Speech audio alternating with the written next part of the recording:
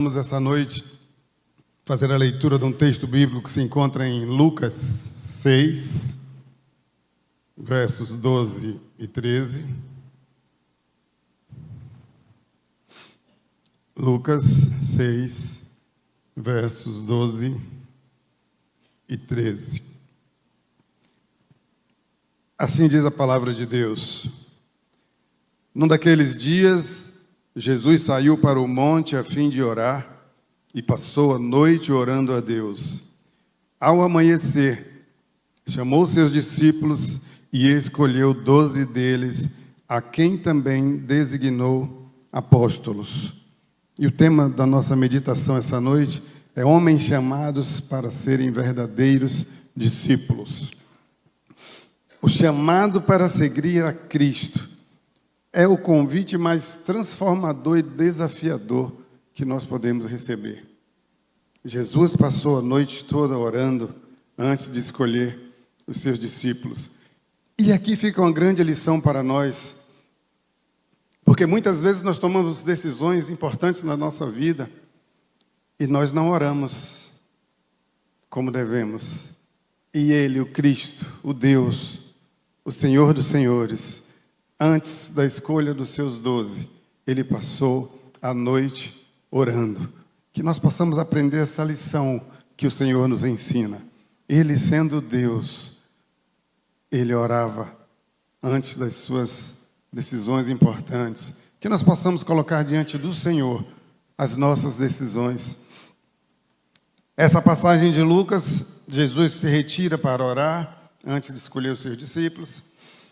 E é interessante que Jesus não escolheu homens ricos, homens poderosos. E mais interessante ainda, é que aqueles homens, na nossa visão hoje, dificilmente seriam escolhidos por nós para serem discípulos. Eram homens simples. Mas Jesus conhece o coração. Jesus, quando olha para nós, Ele olha para o nosso coração. Ele não olha para a posição social. Ele não olha para a nossa conta bancária. Ele não olha para a nossa inteligência. Ele não olha para a nossa beleza. Mas Ele olha o meu e o seu coração.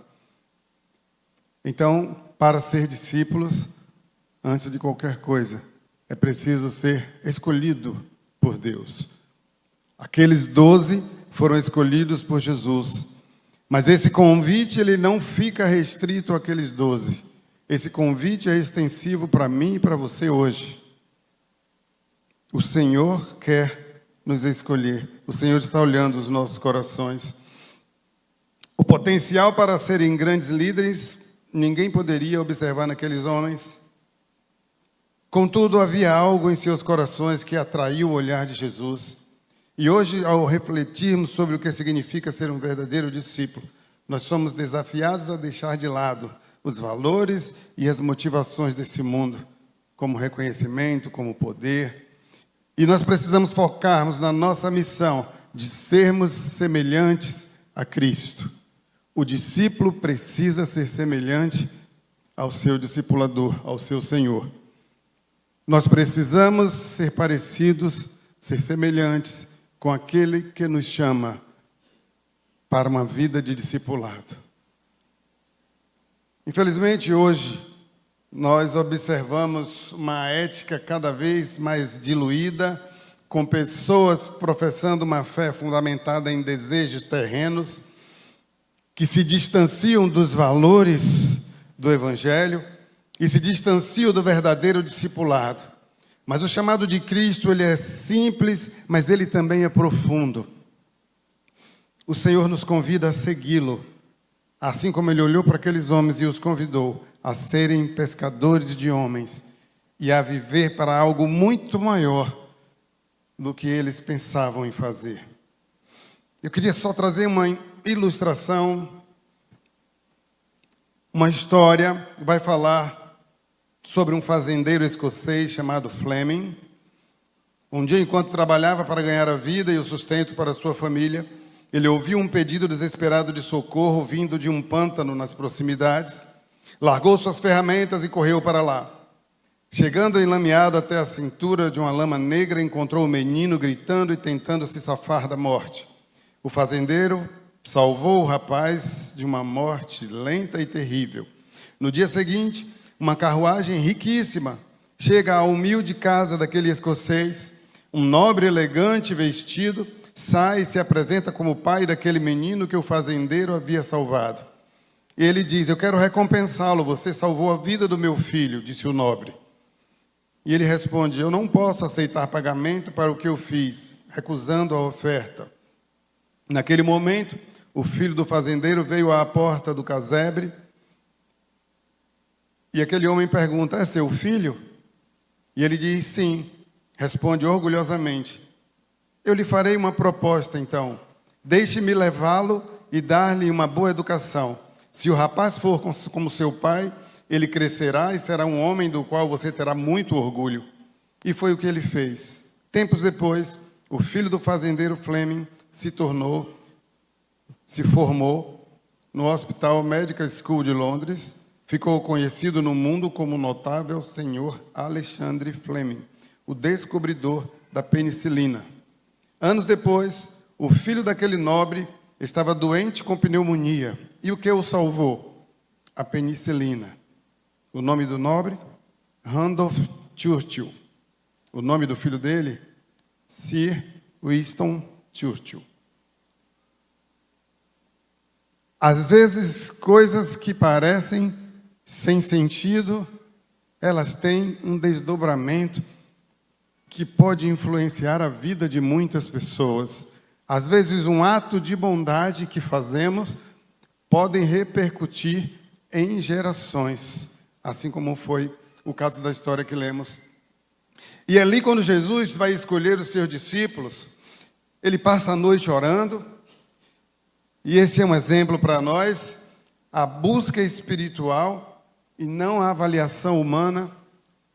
E nós, muitas vezes, temos sido especialistas em julgar, em avaliar o outro. Mas a busca de Jesus foi uma busca espiritual.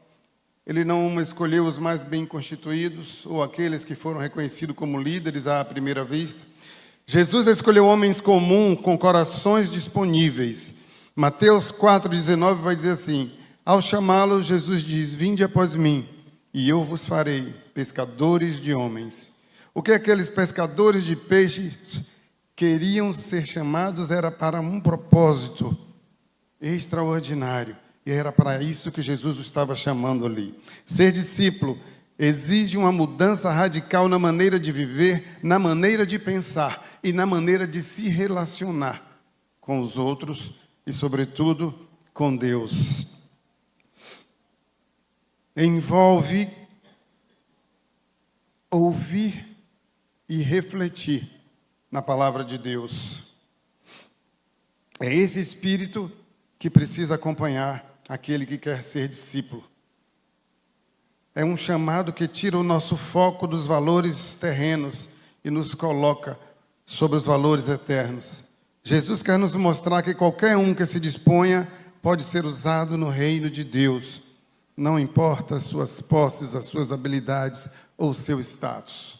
Nós vivemos numa sociedade que valoriza e respeita as pessoas pelo que elas têm, não pelo que elas são. E por conta disso, muitas pessoas também vivem em busca de ter, de possuir, e não de ser.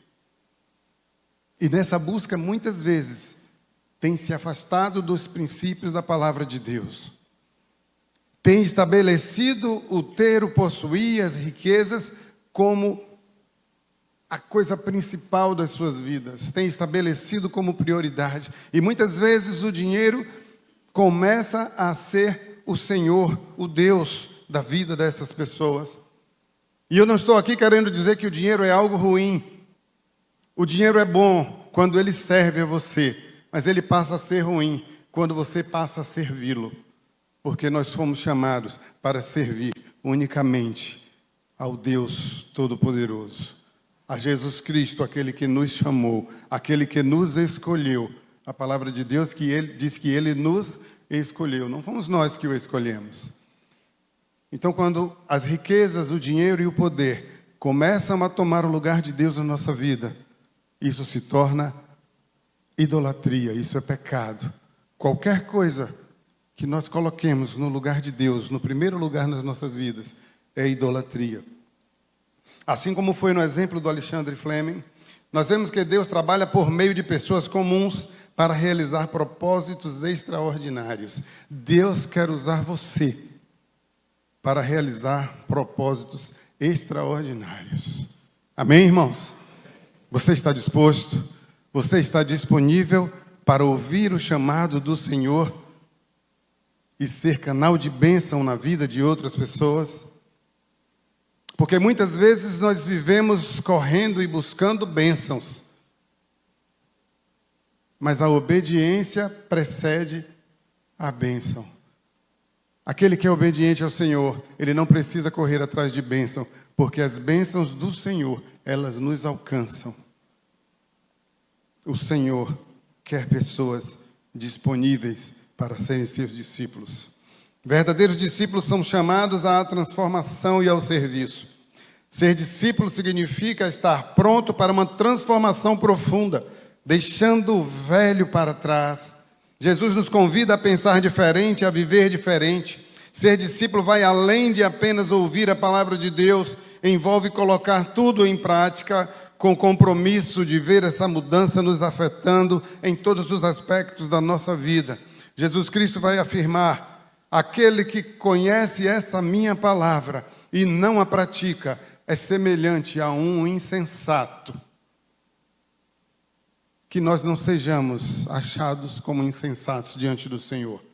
Que nós possamos praticar essa palavra no nosso dia a dia, nas nossas ações, nos nossos pensamentos, nas nossas atividades profissionais, nos nossos relacionamentos com vizinhos, com amigos, com parentes, com a família, com a igreja. Como a história da gota que desejava se tornar mar. A vida de um discípulo ela pode parecer insignificante e cheia de desafios. Não é uma caminhada fácil. A gente tem ouvido muitas vezes um discurso falso de que se você aceitou Jesus, seus problemas acabaram. Solução Tabajara. O Senhor não nos disse isso. No mundo tereis aflições, mas tende bom ânimo. Eu venci o mundo. A promessa que o Senhor fez para mim e para você é que Ele estaria comigo e com você até a consumação dos séculos. Nós vamos passar por aflições? Vamos. Nós vamos enfrentar momentos difíceis? Vamos. Mas nós não estaremos sozinhos em nenhum momento, porque Ele está conosco. Ele prometeu e Ele cumpre todas as suas promessas. Os que infundem no Senhor são como o monte de Sião, eternamente firme. Para ser um verdadeiro discípulo é preciso confiar na direção de Deus, mesmo quando parece difícil. É preciso persistir no caminho do reino e ser transformado pelo Espírito Santo a cada passo da nossa vida. Para que nós tenhamos uma vida de discípulos, uma vida vitoriosa, é preciso estar cheios do Espírito Santo. É preciso que as características do Espírito Santo elas possam estar aflorando dentro de nós. O amor, o domínio próprio, a benignidade, a fidelidade, a alegria, a mansidão. E às vezes eu vejo alguns irmãos com atitudes que passam muito longe da mansidão. E às vezes eu fico me perguntando onde é que está o Espírito de Deus. Porque aquele que está cheio do Espírito de Deus, ele precisa apresentar essa característica do fruto do Espírito, que é a mansidão. Então,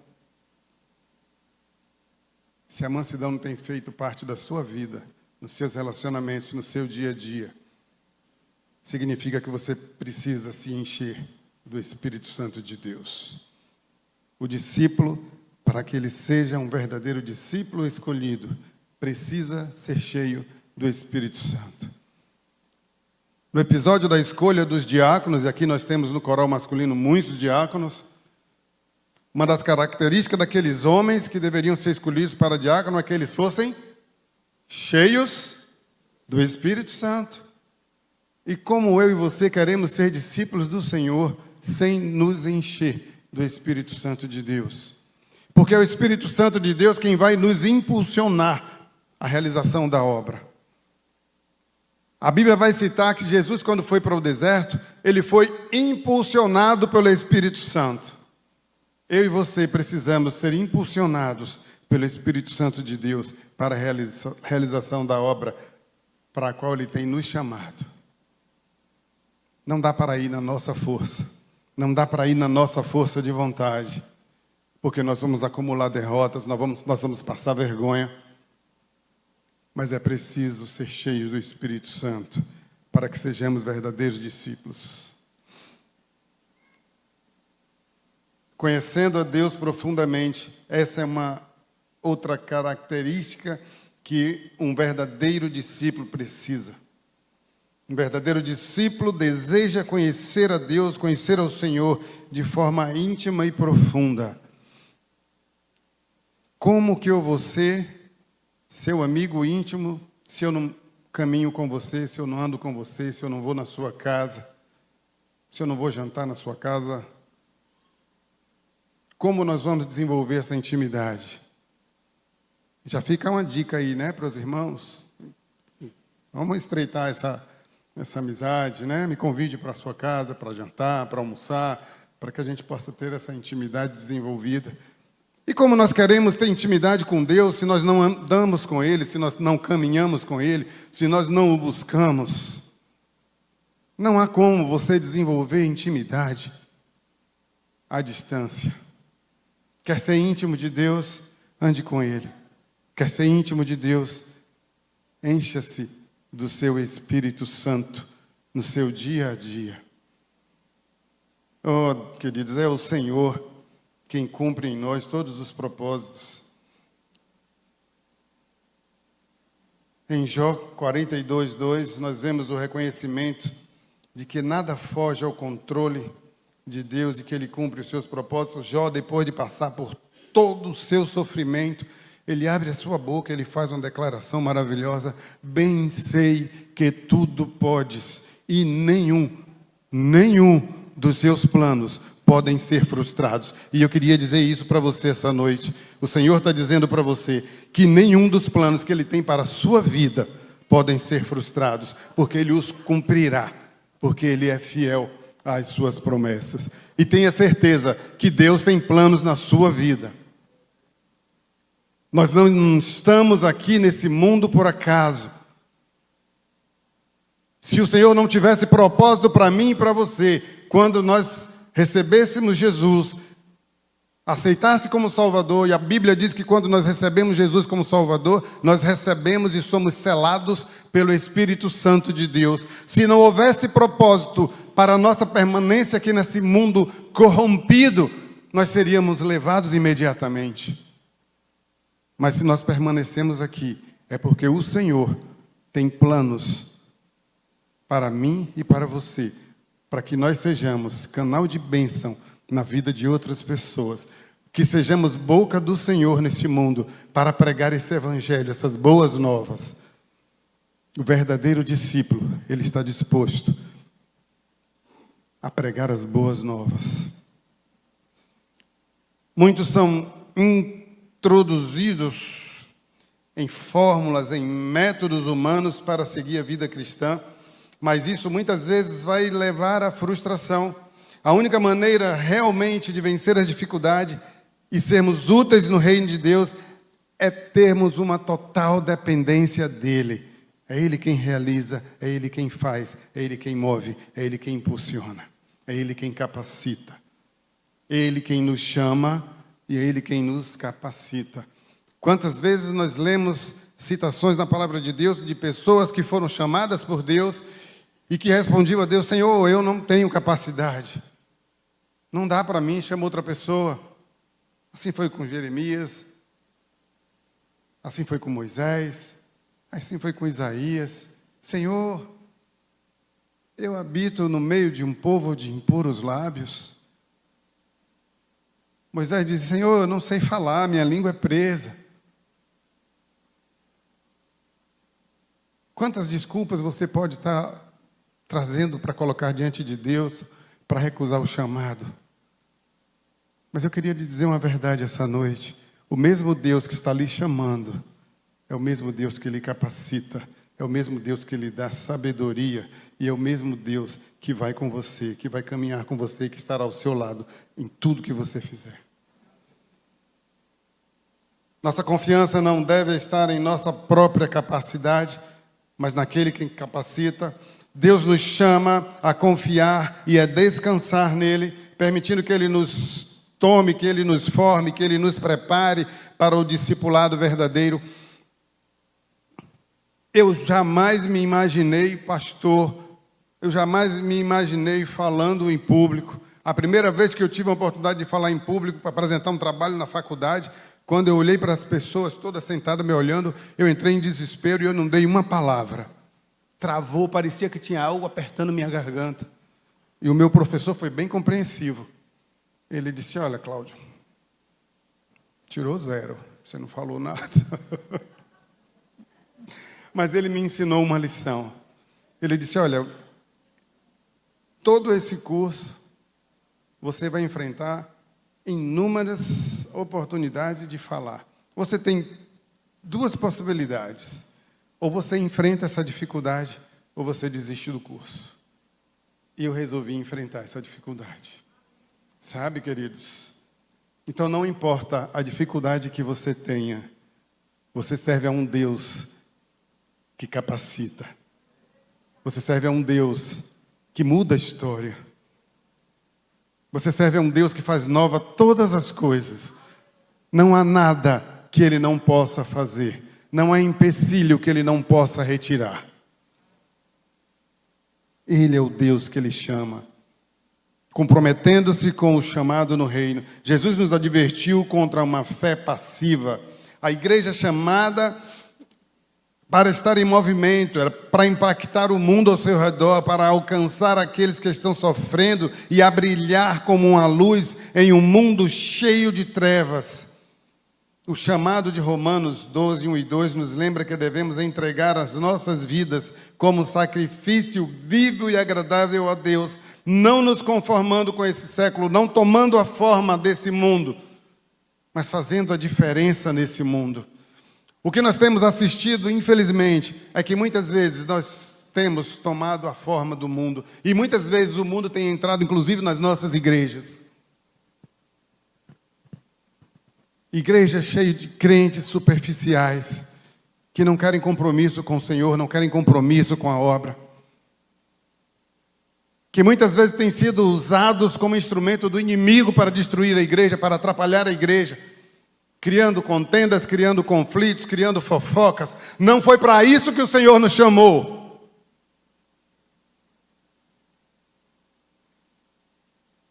O Senhor nos chamou para que sejamos bênçãos na vida de outras pessoas.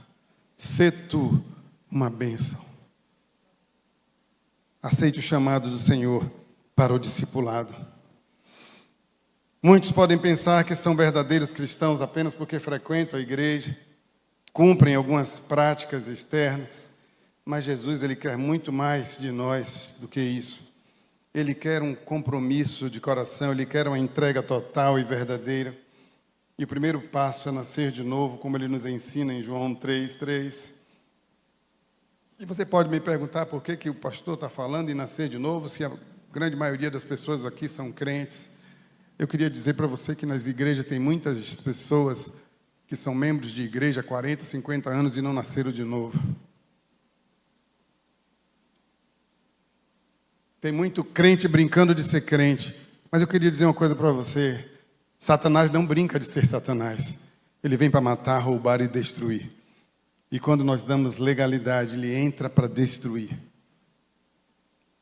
Precisamos ter um compromisso sincero e profundo com aquele que nos chama.